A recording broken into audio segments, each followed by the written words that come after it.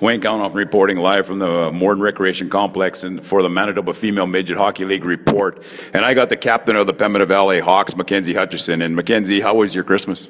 It was good. It was nice to get a break, but now we're ready to get back at it, I guess. Your team is second place, 5 points behind Westman. Can you catch Westman?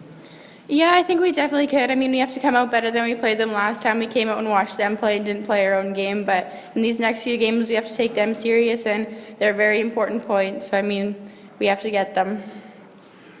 What do you got to do to beat them? Because they seem to have your number lately. I think we just got to play our game and stick to our systems and just watch their when they try to get lots of shots on net. That's what we need to do, is get lots of shots and just crash their net. Is it penalty issues that's hurting you guys against those guys, or is it just them a little faster than you guys, or is there really they're just getting a lucky bounce? Sometimes we have trouble scoring, but I mean, yeah, penalties kind of hurt us. Last game we played them, we took quite a few that weren't really necessary, so it's tough to rebound after those, but I mean, we got to put those behind us and get ready for our next games. Your fellow defenseman there, Kenzie Hyde, was saying that you were a good leader in the dressing room, and you know how to pump up the team and stuff. So where would you get that from? Well, my sister was captain of the Hawks too, so I mean, I kind of learned from her, and she's taught me what I guess it takes to be a good leader. So when the games are close, or like against Westman, where third period you guys are down, what does the captain say in a situation like that to the rest of the team? I told them that we have to come out and play with our heart, prove to everyone that we can come back and play our game, and just get them ready to go play. Get everyone to come out and play their game, and just forget the score and come out and play your best. Are you guys spending too much time in the penalty box? Yeah, I mean, in the first half we took quite a few penalties, so this half, one of our goals was to take less than each game. Coach Peters was telling me you guys, I believe, are at about a 95% PK. That's huge. What do you attribute that good PK success to? Well, I mean, we took too many penalties, and we still have that 5% that could hurt us, so we have to still be careful. But I mean, it is a pretty good PK. We practice it lots, and we're getting better, but it's still that 5% that could kill us.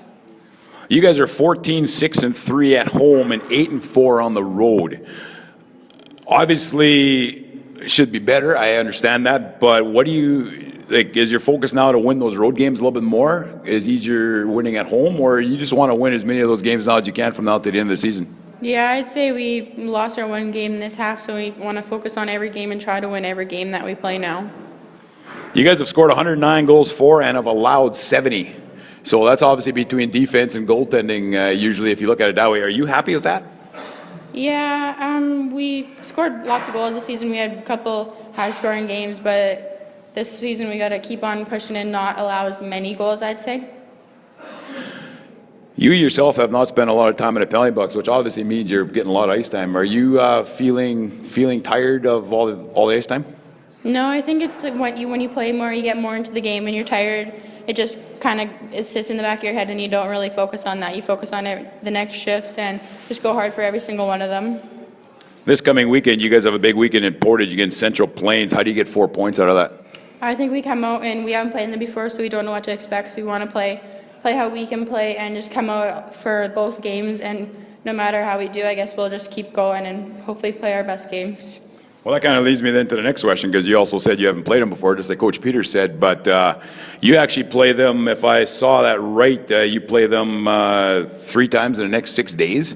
So do you use the Saturday game as this is what they do, and then beat them the next 2, or do you obviously you try to get all 6, but if you had a game plan, you don't know this team, do you watch that first game and then go at them in the next 2?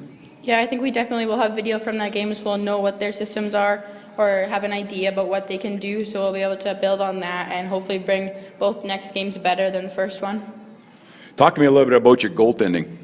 Hallie's played really good for us. She has some major key saves in cadence. When she gets in net, she stops the good ones, and they've been both really good. We're happy with the goaltending so far. Same question I asked Kenzie was, if you got a big game on the line against Westman, let's say, and for some reason Hallie can't go and Cadence comes in, do you feel just as confident with her in net as you would with Hallie? Definitely. We're confident with both of our goalies, and we come out to play for both of them. So no matter what, whoever's in net, we play our game and just help them. If Cadence was in net, we'd help her out and tell her to keep focused, and it'd be good to go.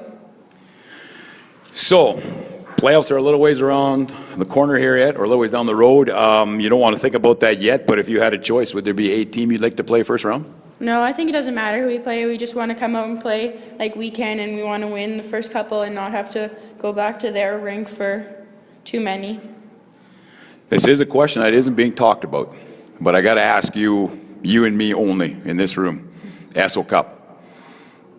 Give me your thoughts on the Esso Cup. It's a huge female tournament. Yeah, I think it's going to be great. I'm so happy that we get to host it, and we're starting to prepare for it already, but it doesn't get talked about much because we're trying to focus on league, but once Esso Cup comes, it'll be all focused on that, and we'll be ready to play our game and hopefully do the best. A few weeks ago, I interviewed a former Pembina Valley Hawk female player from Altona who won the 2012 Esso Cup in, Newfoundland or somewhere. That might have even been the year your sister played too, Kate Friesen. And she was telling me, or I asked her the question, well, how do you prepare for an Esso Cup? And she says, obviously, the working out, you do have to still eat properly, get your sleep, work hard, practice, all these kinds of things. Give me your comment on a champion's point of view, I guess. I think we have to practice every night as hard as we want to play and come out and work hard at our workouts and just practice like we want to play and prepare for ourselves the best we can, I guess. So I guess you could also ask your sister about that a little bit too, eh? I mean, she was there and also as a defenseman, I believe. So she would be, for you anyways, a pretty good inspiration. Yeah, I mean, she got top defenseman of the tournament, so she's a pretty good person to ask about how to prep for it or even how to play when you're there, what to do and in big situations. Well, Mackenzie Hutchinson, thanks a lot for doing this. All the best this weekend and all the best going down the stretch and especially come April when the Esso Cup's here. Thank you. Mackenzie Hutchinson, captain of the Pembina Valley Hawks. Wayne Conoff reporting live on the Manitoba Sports Network.